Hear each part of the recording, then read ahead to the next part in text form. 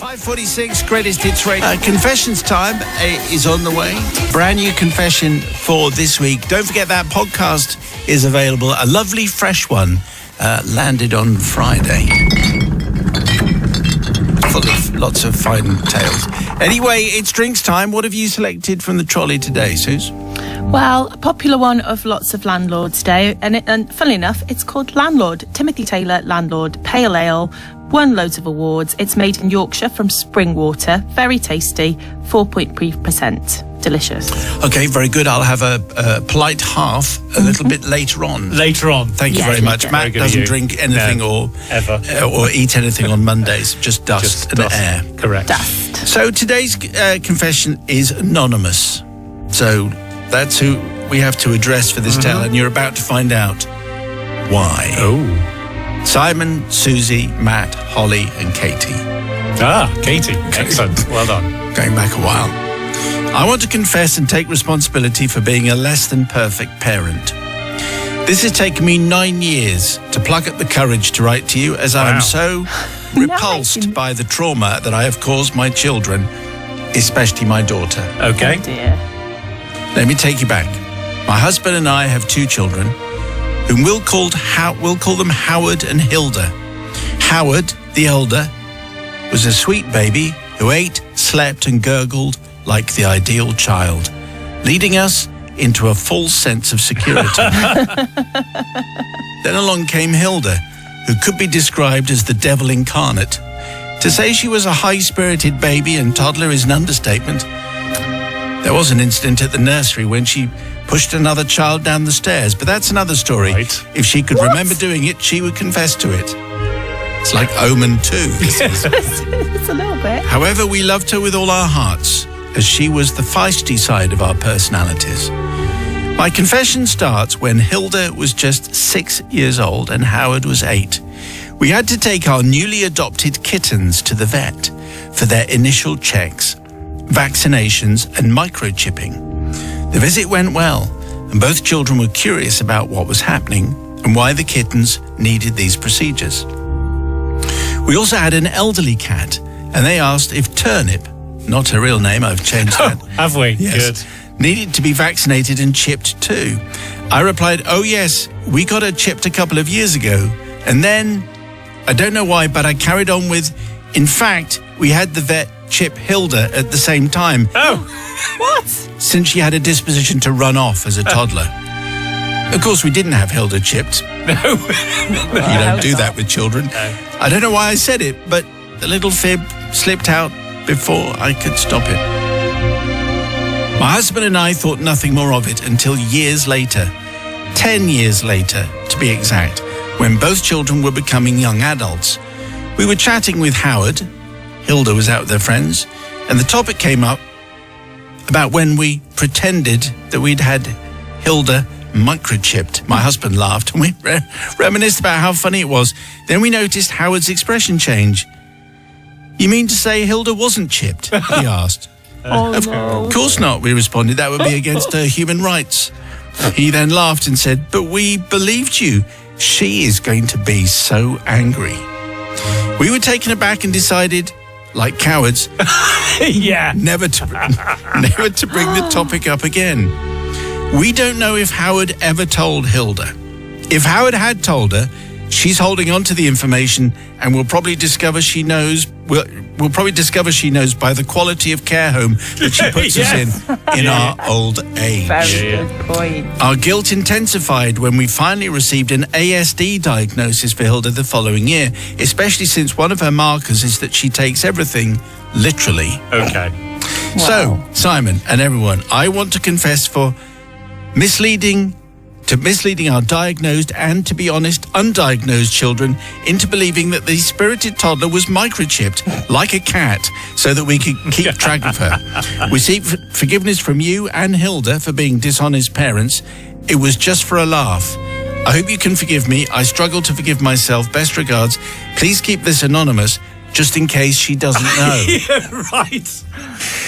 So, what I love about there's lots of things that I like about this tale. Yeah. Not only because it was a little fib and it's been believed for 10 years. In fact, it's an ongoing confession. Yeah. because we don't know whether Hilda knows or whether Howard has told Hilda, whether Hilda just realised that you don't microchip children in general. It's not a good thing to do. Anyway, it's a very good tale. Anonymous wants some forgiveness, but does she get it from Susie? Let's check out. I really like this one, and I think it happened at that sweet spot of the children being 6 and 8, and that they will believe what you tell them, and they do take things literally. And it might have been a little fib, but I bet that they went home thinking about that for quite a while afterwards. And she could have been going out places thinking, "Oh, are they tracking me? What's going on?" And I'm a parent. I like lying to the kids, but confessions, see them from a different light now. But I think just because they haven't actually confessed and they don't know whether they've told her or not, I can't forgive, because I just think the daughter deserves the truth. It reminds me of a confession that we had a long time ago about some parents who spun a yarn about a troll who... Oh, yes. Yeah. Who stole your sister. Yes. And as a joke, except it was believed. Anyway, Matt, what do you say to Anonymous? So I'm going to forgive. Can I be the only one who's thinking, is it so wrong to chip your kids? Would that be such a bad thing? Because they are a bit annoying, and then at least you know where they are. When they're, absolutely. I'm all in for that. And it sounds like they're living in fear of this of the fact that we've had to change the name of the other cat shows you just how far this has stretched. So I'm going to forgive. Maybe Hilda needed to be chipped, and I'm glad that she still thinks she is. Well, it may well be that Hilda is listening and has worked out who she is. Yes. Maybe in which case she might like to confess about pushing the kid down the stairs. Yeah, there's that. Anyway, People's Verdict, please. Do you forgive Anonymous, yes or no? It's on the People's Verdict, please. Just before the news, an anonymous confession about was it a lie? I guess it was a joke, really. Which led one sibling to believe that the other sibling had been microchipped, just like the cat. Yes. It may well be that this daughter, known as Hilda, still believes this to be the case. We don't know. It's a confession that is ongoing. Maybe there'll be developments. Who knows? Simon at greatesthitsradio.co.uk for further developments. Meantime, the People's Verdict is in. Here we go. Well, everyone is forgiving tonight. Bev in Chichester says, forgiven. As a parent of a toddler who loves running everywhere, microchipping would be incredibly useful. And Helen from Hart Farnsfield says, forgiven. They were ahead of their time, as now the kids have effectively chipped themselves with their phones. And Ellie May, who's 12, says completely forgiven. Us kids get fibbed to by parents all the time. We're used to it, and if that little girl really believed it, she's really daft. Okay, well, it's certainly a different point. Thank you very much for all the verdicts, and thank you for the confessions. And you can send yours to confessions@greatesthitsradio.co.uk. I'm just wondering where the drinks trolley is. There it is. Okay, that's very good news. Because we've been doing some hard work here. This is hard manual labour. And so Susie has to give us something from her drinks trolley. What have you come up with today? I feel like this is questionable for Matt, but we'll see. How about blending lager with peach juice? No. What? It's like half beer, half Bellini. It's actually surprisingly very tasty. It's 4%. Nice, refreshing, good for the summer. Packs punch. It's lovely. Called Jubel Peach. I'd have the peach, that's fine, and then I'd have the lager, and I'd have them separate. Well, you maybe combine them and see what happens. Okay, well, thank you. It's an interesting suggestion. Thank you. You can have mine. Interesting. Today's confession comes from Max. Thank you, Max. Give it a PG certificate, I think. Father Simon and the ever-forgiving congregation, my sinful tale took place in July 2023 in the sandy high-rise metropolis of Dubai. On holiday with my wife, we decided to sign up for one of the holiday tours from our tour operator's website. We went sand dune surfing in a 4x4. Oh, how about right, that? Yeah. On the day of the tour, we were excited to get going. We waited outside our hotel reception 10 minutes early to make sure we didn't miss the pickup. We waited and waited. We decided to wait 5 more minutes, and if the 4x4 did not turn up, we would bin it off and go and jump in the pool because it was nearly 30 degrees. We were very sweaty. Then Father Simon, like a mirage from the desert, the 4x4 rolled into the hotel forecourt. The driver got out and, showing no remorse about making us late, just huddled us up and stuffed us in the back of the car. In total, we were 30 minutes late already. We had to meet up with all the other 4x4 drivers and their passengers at a service station on the outskirts of Dubai. Now, with the additional weight, Father Simon, and being a type 1 diabetic with a raised sugar level, this leads to needing to wee slightly more than normal. So my bladder had started to fill from the breakfast coffee and 2 litres of water I'd consumed due to the heat. I very soon had a full bladder and needed the loo. I asked the driver how long the service station would be, but the driver spoke no English. His response was, well, I interpreted it to be not long. Happy with this answer, I settled into the drive, waiting for the magic moment when we would arrive. 1 hour and 10 minutes later, we arrived at the service station. I was ready to explode and struggled to even get out of the car without pain. The communal toilet block was empty, and after closing the door, I saw it, a beautiful, long trough urinal. And I headed straight for it, is what I've been dreaming about. Of course, we all have. Mm-hmm. Yeah. It was such a relief to finally... Yeah, there it is. Yeah. Whilst doing the business, I looked to my left and I saw 3 square blocks near the urinals at exact equal distances from each other. That's weird, I thought. Maybe they use these to divide up the urinals to give people space and not to get too close. My mind concluding maybe it was a COVID thing or something like that. I turned to find the wash basin to wash my hands in. And at this point, a portly American man walked into the toilet, and after a short greeting of howdy and my typical British reply of all right, mate, he proceeded to go to one of the porcelain urinals, and I thought, that's strange. Why did he not use the massive trough? It's the obvious one to go for. I had washed my hands and was about to leave when another man, a Dubai national, entered the toilet with no shoes on. That's a bit unsanitary, I thought, as he proceeded to go to the trough urinal that I had used. I walked towards the door, and as I opened it, I looked around, saw the man press a button on the top of the urinal wall. Fresh flowing water proceeded to fall to the trough below. Darn it, I thought. I hadn't pressed that after I had, gone to clean and so on. This, Father Simon, is when the penny dropped. I went into panic mode. The gentleman proceeded to sit down on one of the square blocks. That's what it was for. And he then proceeded to put his feet into the trough to start to clean them.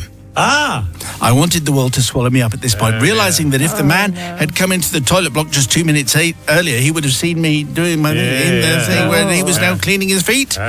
I didn't try to stop the man and explain. I just darted out of the door, headed straight back to the car. I took one look over my shoulder as I went, and I saw the prayer room situated to the left of the toilet block. Arriving back at the car, I got in and just stared straight forward, my wife asking if I was okay, and I said, yes, all fine, let's go. To the driver. So we left. Father Simon, I'm guessing you and the congregation have probably worked this out by now. I'd relieved for cleaning prep next door. I did confess to my wife whilst we were out on the dunes away from where everyone could hear us, explaining to her what I had inadvertently done was very, very bad in this country and could have led down a very bad path. Yes, it could. If you understand me. Father Simon, I'm not seeking forgiveness from my wife because she knows how stupid I am. I'm not even seeking for forgiveness from the driver because this wouldn't have happened if he'd actually not been late in the first place. I do ask forgiveness from the man and all the other men who on that day washed their feet in contaminated water. I can only say my poor judgment was due to the immense amount of pain that you have when you have my condition, and if you're a man and you're bursting, it's just the way it goes. I feel this could be one of the only times Brother Matt may not forgive, says Max. Well, I mean, to be honest, I can't imagine what those circumstances would be ever. No. I mean, it used to happen once upon a time. I can't think what they were. Anyway, Susie, what do you say to Max? Well, I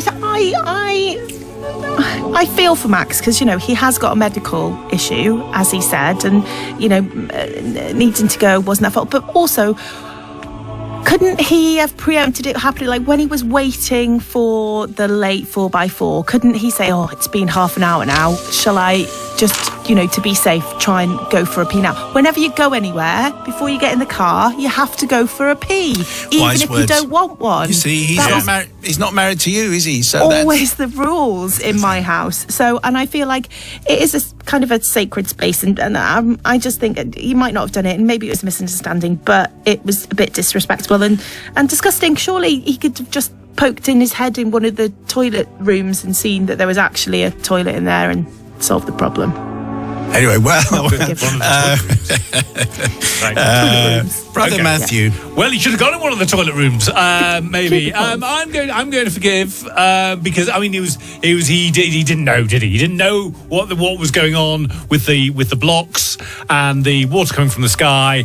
It was all new to him. Had no idea. But then he was obviously in some pain as well. What with the wait for the car and then the long journey as well. We forget about that. So in all, he did very well. Yes. And I mean, obviously, he wouldn't do it again. So that's all fine. So no crime committed there. So definitely forgiven.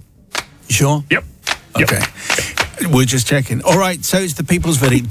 Does Max get your forgiveness for, by mistake, committing an inappropriate act? Yeah. Contaminating. A contaminating act. Pure area. Yeah. It's 61054. First word is Simon. News. A confession from Max, who made a mistake whilst on holiday. He thought it was urinal, but it was not. It was for foot washing and so on. The people's verdict is in. Here we go. So Ricky in Chichester says, forgiven. He was desperate for the loo. These things are confusing. It was an honest mistake to make. But no, says Hannah in Worthing, not forgiven. P goes into toilets and urinals, nowhere else. How did he not see the normal urinals or lavatory stalls next to him? Who aims for the trough? And Brian says... How would Hannah know? Yeah, well, Brian says, forgiven. Surely the cistern is to blame. Oh, that's very good. Yes, the cistern. That's very good. No, I can see what you've done there. Yeah, very good. Okay, your confessions, please, to confessions@greatesthitsradio.co.uk. However, first of all, we need a little bit of refreshment. And that is going to be provided live from her pub by young Susie. What are you offering us today? I think you'll like this one, and Matt will probably prefer the original. Heard of a Moscow Mule? Well, I'm calling it a mocktail mule. So it's essentially ginger beer, lime and mint without nice. the vodka. So, yeah. Okay, Matt. Okay. Is that okay for you? Sounds interesting, doesn't it? Intriguing. We're all intrigued, aren't we? Sounds great. You can put the vodka back in if Put you the like. vodka in for me. That's his code for I'm not interested, really. Yeah. Today's confession has a 12 certificate, I think. Although, does it really? No. No, right. Wait, I mean, you're in charge. PG? I'm not sure. Anyway, it comes from Kevin, and we're flying high with this one. Father Simon, Sister Susie, Brother Matt, and the congregation of the airwaves. I come to you today in the hope of receiving absolution for something I did many moons ago when I had both youth and a rather large dose of immaturity on my side. Oh, no. Once upon a time, in a land around 5,000 miles away, I worked as a cabin crew member for a well-known airline. At this point, Kevin gives so many clues, he might as well just name the airline. Yeah, okay. But we don't need to know. Oh, right. Doesn't matter, does it? Well, if you need to know, let's just say BOAC. Okay, they don't exist. Because they don't exist anymore. Just in case you need an airline to mention. On one particularly busy night flight, cruising high above the clouds in the small hours, I was making my way down the aisle when a polite lady passenger asked if she could speak with a female member of the crew. Requests like this weren't uncommon, so I smiled my most professional cabin crew smile, nodded and trotted off to the back galley to fetch a colleague. After a quick chat with the guest, my female colleague discreetly opened the amenities container and handed her something small, private, and shall we say, personal. I thought nothing more of it and carried on with my duties. A short while later, I was stopped by Wow, go on. I was stopped by a gentleman seated a couple of rows behind the lady.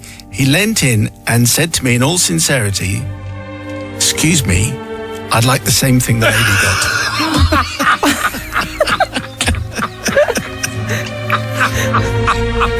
Now, it didn't take a Nobel Prize winner to guess what the lady had requested at 4 a.m. at 39,000 feet from a female crew member. But the gentleman's confidence threw me. Perhaps he knew something that I didn't. Wasn't sure. So ever the obliging host, I dutifully returned to the galley, retrieved the same item, passed it to him. No. No questions asked, no judgment made. I didn't know what he planned to do with it, and I wasn't sure I wanted to know either. Fast forward to the soft glow of the cabin lights being raised for breakfast. And there, In full view of half the cabin was our friend in seat 28C, sound asleep, sporting a sanitary towel across his eyes like an improvised eye mask. Wings out. Wings out. Placement precise. Dear Father Simon, in that moment I was torn. On the one hand, I felt as though I should wake him and quietly explain the misunderstanding. On the other, that would only draw attention to the fact that I had supplied the item in the first place. So, instead I said nothing. I served orange juice and croissant with a smile, and I let him sleep on in blissful ignorance that 150 people were laughing hysterically at this sight. He disembarked none the wiser, and my fellow crew members and I did what any mildly wicked airline crew would do. We laughed ourselves silly on the crew bus back to base. So I come before you now many years later asking for forgiveness for allowing one of my passengers to cross continents wearing an ultra-thin winged eye mask. I didn't mean to lead him astray, but in the end I simply couldn't face the awkwardness of the truth. Yours apologetically, a penitent purser with a guilty giggle. Son Kevin, a former cabin crew member. Well, it was... It's a kind of a sitcom situation again, and I can see what Kevin's dilemma was. He wanted one, so why shouldn't he get one? Sister Susie, what do you say? Oh, Kevin, that really made me laugh. The wings out bit was Placement precise. Very, very funny. I don't understand why he couldn't just ask for an eye mask. If he wanted an eye mask, why couldn't he just say, "Can I have an eye mask, please? I'd like to go to sleep." Also, once he got it, how did he get it? How did he keep it on his face? There wasn't any string. Anyway, I think that he probably was asking for it, but you were a bit immature, and maybe I should be sensible and say not forgive, but very, very funny, and I am going to forgive you, Kevin. Forgive, Brother Matthew. Oh yeah, I'm definitely going to forgive. That's the best one we've had this week. Superb. I think there's a very human thing, isn't there? When you see someone else getting something for free, you think, "Oh, I'll have one of those. I'll have what she's having." Yes, thanks very much. Oh, it's that? Fine, I'll just put it on my eyes. So why not? Why? I mean, maybe he knew exactly what was going on, but it seems unlikely. Yes. So I'm definitely going to forgive. Best of the week. Okay, people's verdict, please, for Kevin, former cabin crew member. Does he get forgiven for just allowing the whole thing to proceed the way it was intended? Anyways, the people's verdict, please. 61054.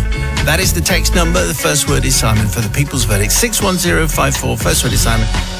Just before the news, though, a confession from Kevin, former cabin crew member. At 39,000 feet, an embarrassment for the gentleman who said, "Excuse me, I'd like the same thing that the lady got," which meant that he was sporting a sanitary towel across his eyes like an eye mask, because he didn't. Yeah. Well, maybe he knew, maybe he didn't know. Who knows? But the people's verdict is in him. Forgiven, says Natasha in Bath. Hilarious. How did he not know what a sanitary pad looked like? I know he's a bloke, but really.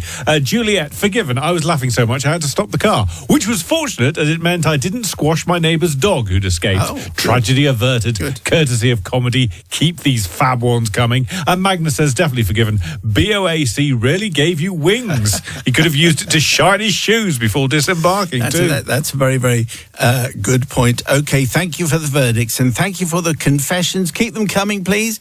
Confessions at greatesthitsradio.co.uk. We're about to enter the confessional, and I think I should warn you that if you're involved in food preparation, the consumption of food in any way, that you might want to just... Wait. Yeah, just wait. Show a bit of strength. What's on our drinks trolley, by the way? Sorry, I've gone for a peach basil spritz. So you can have it alcoholic, Matt, if you like, or non-alcoholic. Peach nectar or syrup, some basil leaves, topped up with soda, a splash of apple cider vinegar for the non-alcoholic, and an alcoholic sparkling wine instead of soda, and peach liqueur instead of juice. No, thanks. Yeah. What? That sounds Too great. many ingredients. Okay, so today's confession. Oh, thanks, guys. That's all right. Today it comes from Arthur. You can have a bitter lemon tomorrow. Thank you very much. Okay, and just to repeat, it's a little bit Saucy? No, Oh, right. Not like that. no, it's a little bit kind of... Oh, yes. Huey. Oh, Dear right. Simon and the non-judgmental crew, this tale goes back to the mid-90s, not long after the Channel Tunnel opened.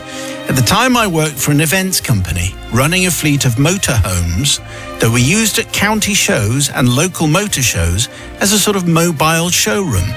Car dealers would turn up to display their cars, and we provided the hospitality from the motorhome. The motorhome then became a luxury bedroom for our team overnight. On this occasion, we were booked by a dealer on the south coast at a large showground. We duly turned up to find that our client was pulling his hair out because another exhibitor had set up their display and used a large portion of his pitch. In the events world, this is the cardinal sin. And we leapt into action, finding the organisers and stewards and arranging for our pitch to be returned to full size by the removal of the encroachment, which was totally unacceptable. The offending display was a huge tableau featuring statues of landmarks such as the Eiffel Tower, pretend autoroutes and a mini railway with pedal cars for the kids, and intended as an invitation to visit France via the new and exciting tunnel. They seemed somewhat annoyed that they had to move the edge of their display, and even without speaking any French, we recognised a few Gallic insults and a few Gallic swear words, I'm afraid to say, Father Simon. There was not a lot of entente cordiale, let me tell you that. Well, on the last night, the organisers threw a bit of a bash for the exhibitors in a marquee, and all the events teams turned up and enjoyed the free bar and the hot dogs. We really enjoyed the free bar, especially the lovely red wine that the French team had kindly donated. Oh, go on. As I recall, Châteauneuf-du-Pape, Château Montredon, and Château Maltout, very noble and very tasty. As we left the tent and began the somewhat unsteady walk back, we had to cross the French tableau. And as the fresh air hit us, The fresh air. as the fresh air hit us, I'm afraid to say the inevitable happened, as I and my colleague both managed to essentially return the red wine to its point of origin. Right. No. In my case, on the Champs-Élysées and Arc de Triomphe, my colleague managed to hit the mini railway and the pretend River Seine. Oh, dear. Feeling much better, we returned to our mobile home and went to bed. I've taken out a lot. Yeah. Yeah, I'll bet. We were up nice and early the next morning making coffee and bacon butties for the dealer's crew, who seemed somewhat distracted by activity behind us.